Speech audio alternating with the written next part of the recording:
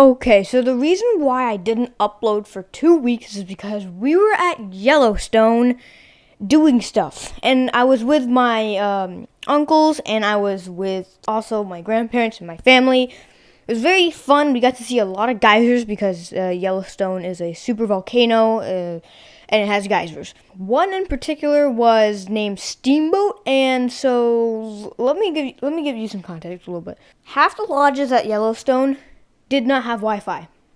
Like, I don't know why. My lodge had my lodge had Wi-Fi, the one that we stayed at. But we rented a cabin at the lodge. Like, the lodges had like a hotel and a cabins. We stayed at the cabins, which did not have Wi-Fi. So we were stuck at Yellowstone with no Wi-Fi. And we went to see the Steamboat Geyser, which is like the biggest one in the park. And going to Steamboat, you walk along these wooden board thingies because apparently if you like walk on the actual ground, there's like a high chance that you will like sink because there's like sinkholes or something. So we walk on these boards and I see the floor like is wet. Like, something happened. And the Steamboat Geyser is, like, the biggest one in the park. It's, like, one of the biggest ones in the world. Like, biggest geysers in the world. And so, as I'm walking, I see, like, how, like, wet the floor is. And I'm like, yo, like, when did it last erupt? And then we approached Steamboat, and it was going off. Not, like, as big. But then I look at this board, and it says when it last erupted. And at the time, when I looked at the board, it said, like, something. It said a random date. And I was like, that's when it last erupted. I turned to my mom, and I was like, that's when it last erupted. It's like, and she was like, that's 2 days ago. And then we turned to, like, some park ranger, and then it said that's the after effect. So the steamboat was going off. But that was the after effect of the major eruption 2 days ago. Back then, like, not 2 days ago now, but. So, I wanted to do research on this geyser, but I didn't have Wi-Fi. So, I had to wait a couple of days, and then I finally got Wi-Fi, and then I found that the eruption is not that cool. But at least I did research. So, I'm not talking about the vacation. I want to tell you how I got back from vacation, because it's interesting. Very interesting. Okay, so on the last day, we were in the cabin. I was ready to just go home.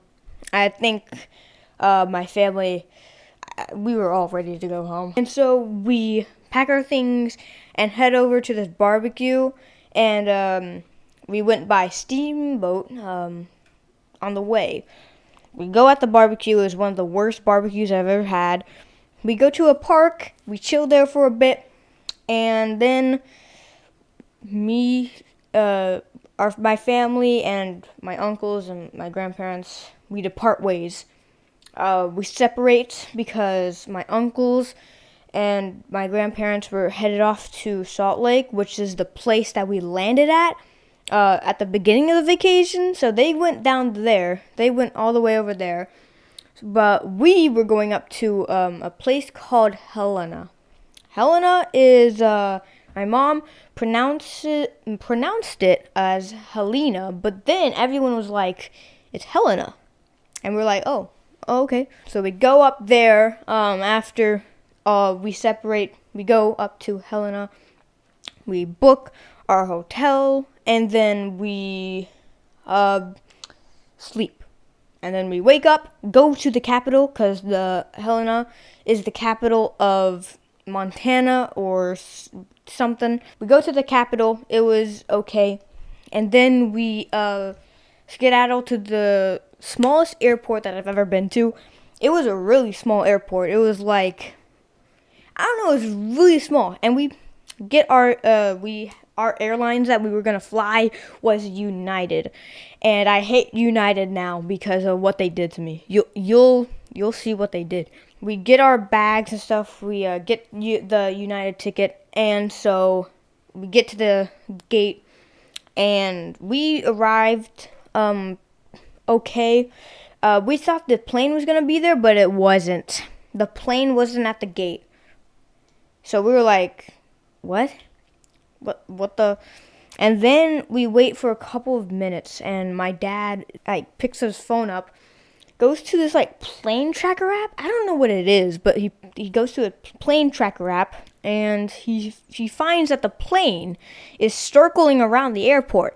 And I was like, what the freak? Why is this plane circling around the airport? Just land. And so, like, a couple minutes go by. Then an hour goes by, and the people working at the gate were like, okay, so the plane is headed to Boise. It was a crew decision, and now it's gonna land at Boise, refuel, and come back. I'm like, why didn't it just land here to refuel? Why does it have to go all the way to Boise to go?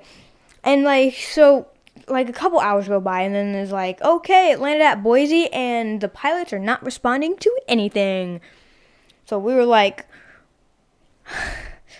the pilots are on something. I swear the pilots are on something because they're not responding. The Boise airport does not even know why they are here. They just randomly landed there. And so, we do not know what's going on.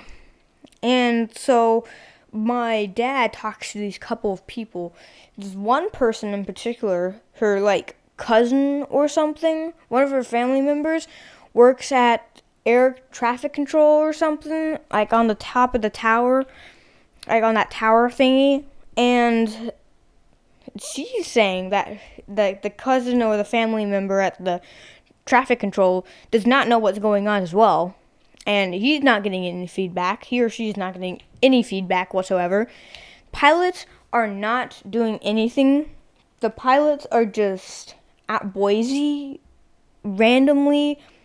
Couple of hours go by, and they appear randomly at the gate. I don't know. We did see them land, I think. And the people were like, okay, they're back from Boise. Yeah. So while that hour was going on, people could book another flight at 6 in the morning the next day. Half the people of the flight did that. But we were the only ones, out of 10 people who were just stayed at the gate. The airplane arrives, and I want to see who these pilots are. And plane arrives, we get a bad dinner. It was this pesto sandwich. The bread was rock. I swear it was. It was rock. It was a rock in disguise. It was just a bad dinner. So we get on the plane. I want to see who these pilots are. But the flight attendant was blocking the pilot door or something. So this is a shame I didn't see the pilots. I don't know what the pilots are now. I don't know what they look like. They probably look like teenagers, but who cares? We get on the plane, and I was nervous. I was nervous that the pilots are just gonna get drunk or something and just crash it. I was expect to disappear and never come back to land. But it went smoothly. The flight went smooth. I actually enjoyed the flight. It wasn't that long, actually. It was an hour. But what interests me is that when the flight attendant was coming around serving people drinks, my dad behind me, the seat behind me, was like, okay, so what happened? Why did you go to Boise? The flight attendant said this. Well, the first attempt we had at the Helena runway was we couldn't see the runway because it was foggy. And then the second attempt, our autopilot went out. And then the third attempt was that the flaps went out. And I was like, okay, I can see that the autopilot could have went out. That's a possibility. The flaps could have went out. That's a possibility either. That's a possibility also. And so I was stuck at number one. I was like, You couldn't see the runway?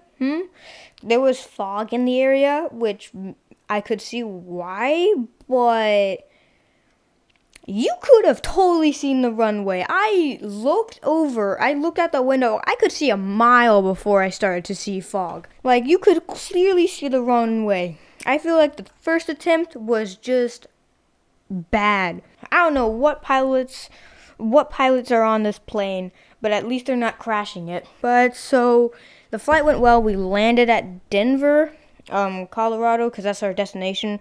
Our original plan was to arrive at Denver and then get on another plane to my state, Dallas. Get to Denver, and we missed the other flight that we were supposed to get on to my town, and so we just rented a hotel in Denver.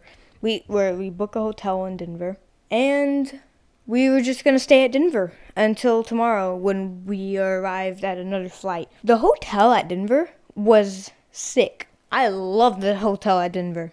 And it had Wi-Fi, yeah. It did have Wi-Fi. The hotel was amazing. It didn't have a swimming pool, which kind of sucks. I don't know that actually. I don't know if it has a swimming pool, but I didn't see any swimming pool whatsoever. But there's a Starbucks, which was a score.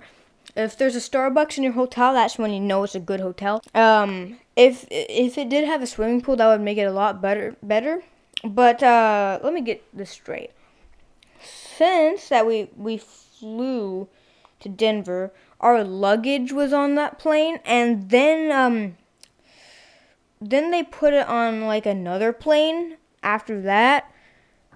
And then we couldn't get our luggage basically. I mean, we could, but it would take an hour. We didn't want that since it was like 10. And so we were just like, fine, we'll just not do this. So we got like a United overnight kit, which had like a toothbrush and stuff. And then we slept in our clothes because we didn't have our pajamas or something.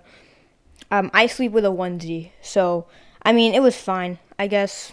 Sleeping in your clothes is fine. People do that. My friend does that.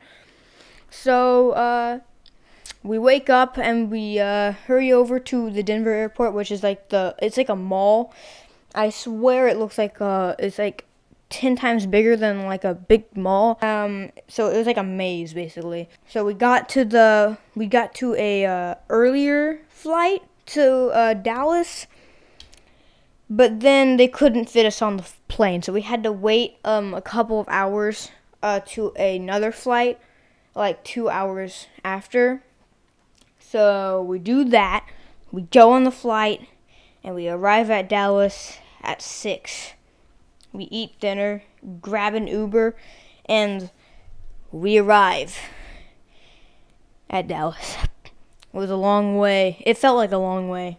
I know it's not that bad to compare to other people's experiences with delayed planes, but it was one of the worst delayed plane airport situations I've ever been in. And so I know this is going to happen again in the future. I just don't know where. Okay, that's going to be it for the video. Make sure you like and subscribe. Follow my Twitter. And bye.